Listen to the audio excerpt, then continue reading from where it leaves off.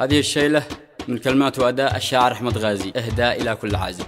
دون الصوت يا المطرب وخليه يرفع، دون الصوت يا المطرب وخليه يرفع، خل صوتي يصل من موقعي والمكانة، لم والهاجس الليلة معي ما تراجع، وقفته جانبي يشجع طموحي وعانه، قد نظمنا للشيلة بتصلكم وتزرع، بتسلي قلب ضنكه وتحت الصيانة، شيلتي خاصة للعازب وذقات تجعجع، والسبب دايم قلي شرط يشتي ضمانه، يا ابو البنت خاف الله هديت وقع، لا تضرك ما ظاهر شخص جيبه مالانه، الفلوس ما تدوم زوج بما جاك واقنع، وانظر الشخص